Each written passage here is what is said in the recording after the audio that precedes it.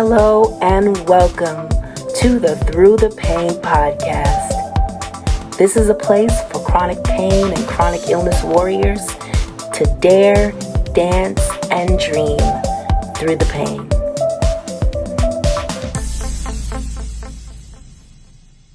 Hello, everyone, and thank you for listening to another episode of the Through the Pain podcast. And we have a new segment today that we're going to introduce. It is painful conversations. And sometimes through the pain, we need to have these conversations to heal and to move on. And today I have special guest Mia Robinson, and she is a sickle cell survivor, sickle cell warrior, rock star advocate. Her resume goes on. And now you're on the Dean's List. Ms. Mia, congratulations. For a second time last year. Oh my goodness, girl. It is so awesome to hear a warrior doing their thing. So please, Mia, thank you for coming on for this painful conversation. Yes, you are welcome. Like you said, it's definitely needed, and it's something that we deal with every day. So I agree with you. Talking through these conversations is healing within itself. So I'm happy you invited me. So today we're going to talk about survivor's remorse. It's something that hits us heavy in the sickle cell community.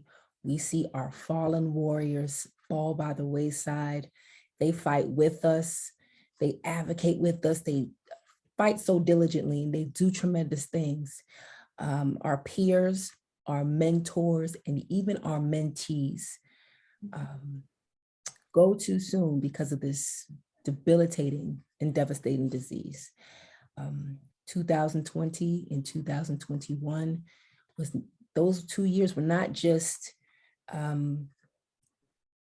plagued by COVID, but many people with sickle cell disease have passed on. And we're going to talk about that. And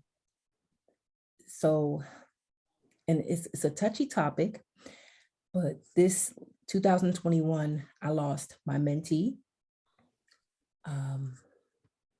Kelsey Elizabeth Taylor, who I talked to on many occasions about sickle cell disease. And I thought she was going to come to my funeral. I never expected me to go to her funeral. Young, vibrant lady, only in her 20s. And then Hertz Nazir passed in October. And that was not just a devastating blow for me, it was a devastating blow for the entire sickle cell community. And there's so many others that fell by the wayside that we're going to talk about today. So Mia, who influenced you, or who in your circle passed on? The one that hit the heaviest was, of course, my best friend, my co-host, my co-founder, my sister, Jennifer Callwood. And she passed the day after I graduated from Georgia State, like not even 24 hours. And even though I knew what was going on, like she was my best friend, so I knew the behind the scenes and how she was feeling and what she was really going through. Even though I knew it was a reality sooner than I wanted it to be and that she wanted it to be, I refused to accept the fact that it was coming sooner than later. You know, as my sister and best friend, I'm like, you're gonna get through this. We're gonna recover, and you know, you may not bounce back the same, but you're gonna bounce back. You know, that's what we as warriors do. And when she passed, it was kind of like, a part of it was relief because I knew she wasn't suffering anymore, but a lot of it was hurt. It's my best friend, so a lot of it was hurt. I felt lost.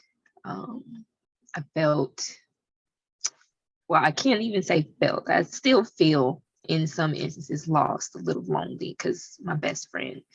And it doesn't matter that I have another best friend or friends that I can reach out to. It's just that loss from Jennifer.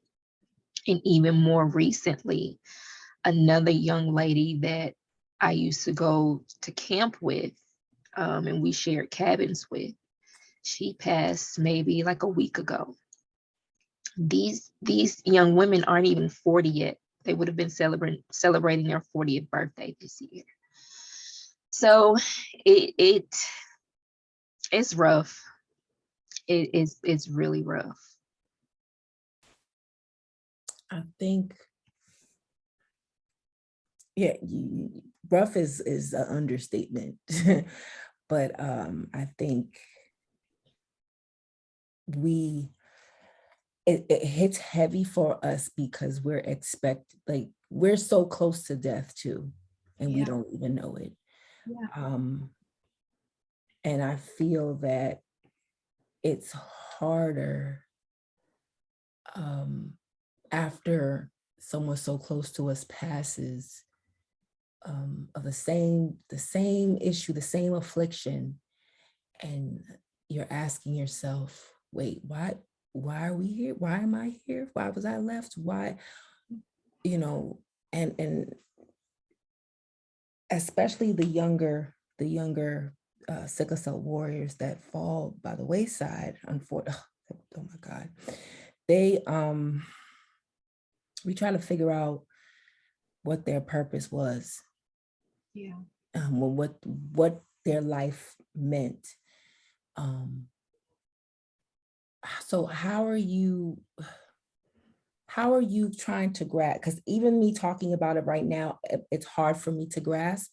And I couldn't even prepare notes for today because I couldn't even figure out how we're going to like swing this conversation. How are you coping with I'm here and she's not? So I try to keep in my mind that I'm still here for a purpose. Mm-hmm. I try to remember that my job isn't done, even though hers was, or theirs was, because I've lost so many people. I've ran out. I stopped counting because I've lost so many friends and mentees, mentors. I realized the same day that I found out Hertz had passed, another woman, she lived to be 65 years old, a warrior. And she used to be the creative arts instructor at Camp New Hope, the sickle cell camp here. So whenever, I take it day by day, that's all I can do. And I do have my moments where, I'm missing Jennifer or whomever, and maybe I'll write her a letter, or maybe, I'll just light a candle for her and just talk to her. I try to hold on to the things that Jennifer specifically left with me. And that's all I can really do. Sometimes I'll color, I'll paint, I'll cry it out. But I can only take it day by day. Some days are better than others. Some days I don't want to talk to anybody. I don't want to do nothing. But I give myself that grace, like we talked about, to just be in those feelings in that moment, because eventually it passes. Another part of it is because that I know I still have work to do. Sometimes advocacy is my stress relief. On those good days, I use the spirits of those past warriors to keep me going and keep me lifted. I feel like now I have an army of angels behind me and aligning things for me to make sure I continue. I have people on both sides, the spiritual side and the earthly side, that are encouraging me to continue to keep going. They understand if I need a break. When I need a break, I'm a break. but they keep me motivated and keep me encouraged. And if it wasn't for Jennifer's spirit, who she made her spirit known, there was no doubt about the fact that her spirit is with me some days. Just the connection that we had. I know when she's always with me, but some days I can feel her with me. So those days between her spirit, between my friends and family that keeps me encouraged, that's really what's keeping me going. If I was by myself, I would be under a rock and just down and depressed about everything. But I'm grateful for my tribe that keeps me going, the tribe that's here, and the army of angels that I have behind me. Okay. I'm gonna switch gears just a little bit. People who suffer from survivor's remorse have also experienced PTSD, flashbacks of the traumatic event, flashbacks of the day that the individual died, obsessive thoughts, irritability and anger, feelings of hopelessness and disconnect, fear, confusion, lack of motivation, the inability to eat or overeating, headaches, problems with sleeping, nausea, stomachache, social isolation, even thoughts of suicide. Have you experienced any or all of these symptoms after the death of your best friend? So I first experienced survivor's guilt almost 18 years ago, to be honest. Mm-hmm. But by the time Jennifer passed away, I could recognize it better. And I knew kind of how to navigate it. However, when my biological sister passed is when it I was really going through it. Overeating, definitely. You see the pictures of me getting up to 260 pounds. Definitely overeating, definitely lost and lonely.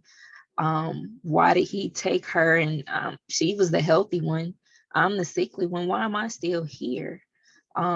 Definitely depressed, but I didn't even recognize that then.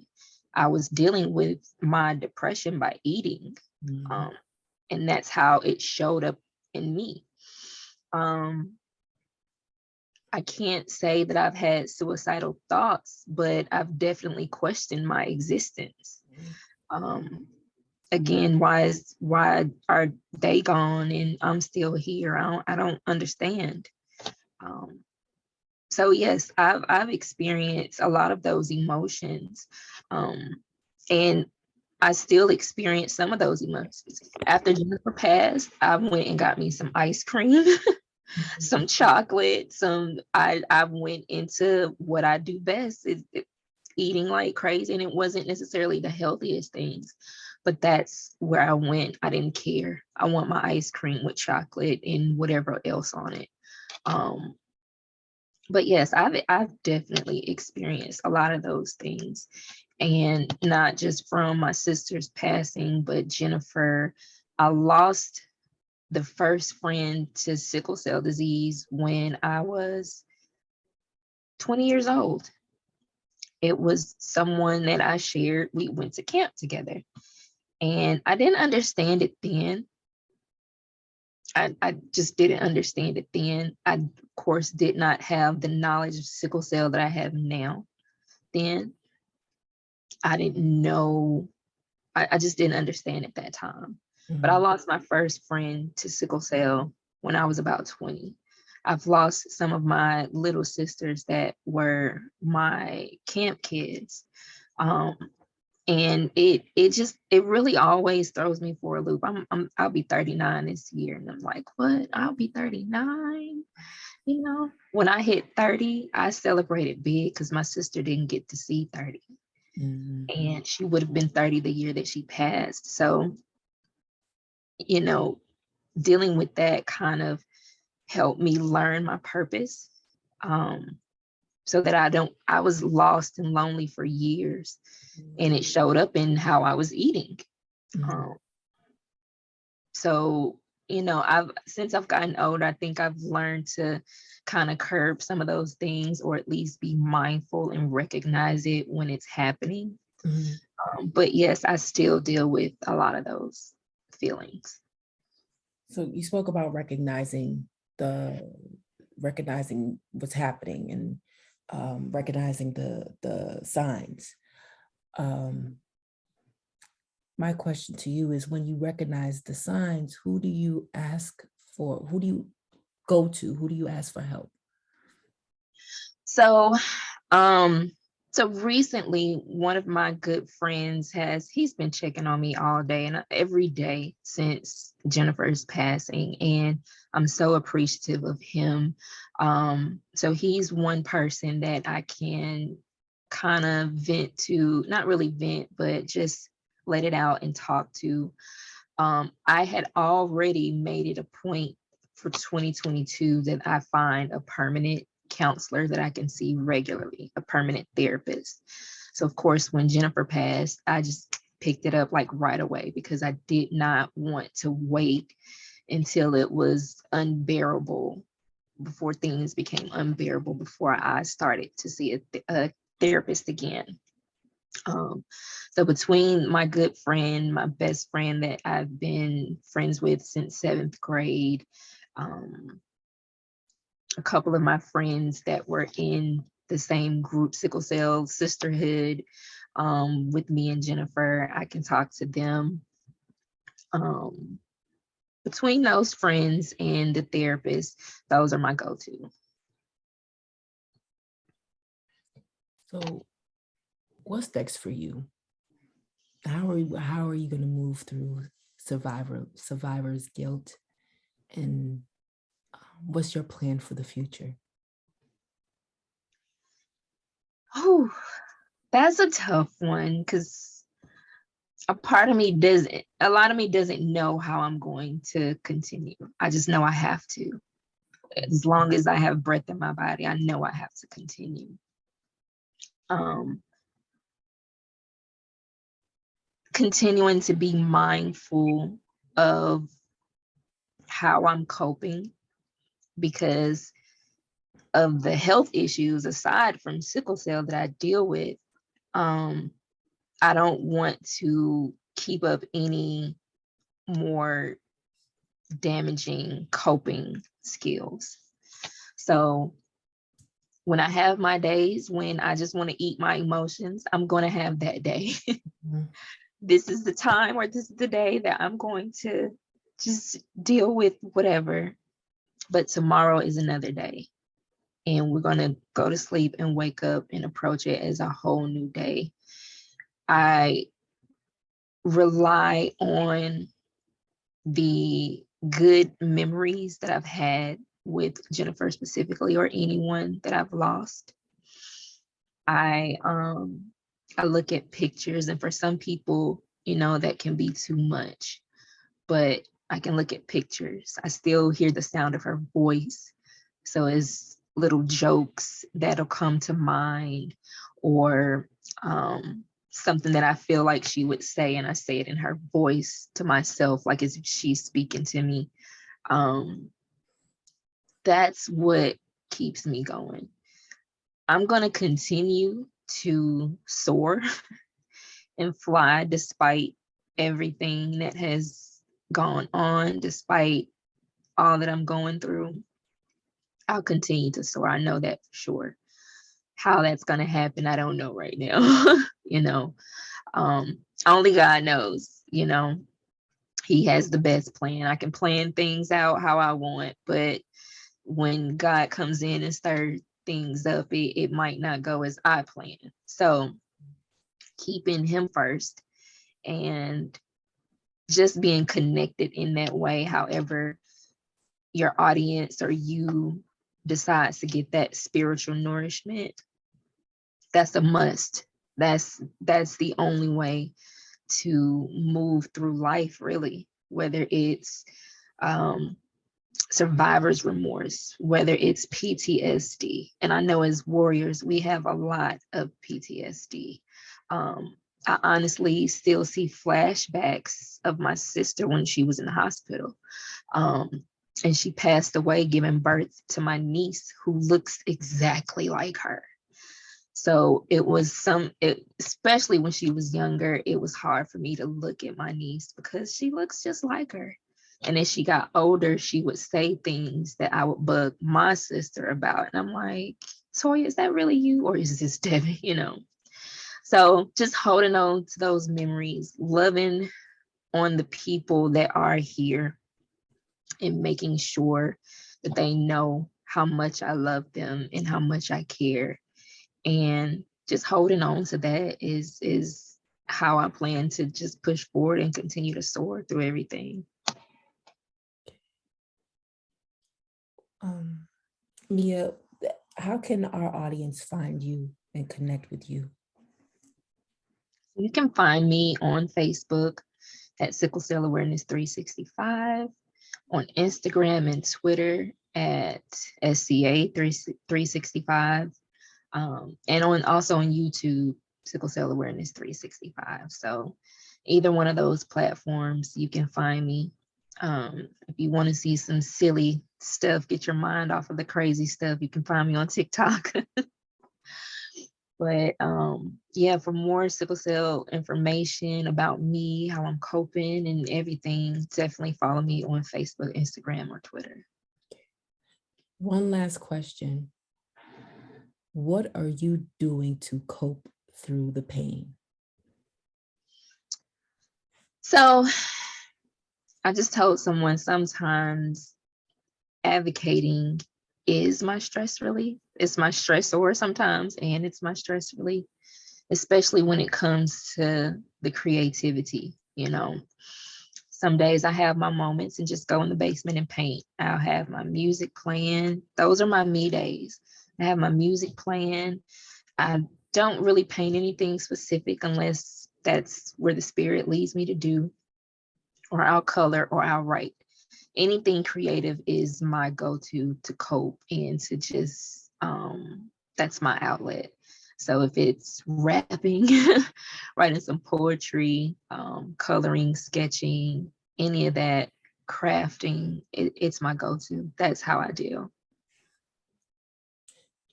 Mia Robinson, thank you so much for your strength, and thank you for your time and joining me for this much needed but painful conversation. Yeah. Take care. Thank you.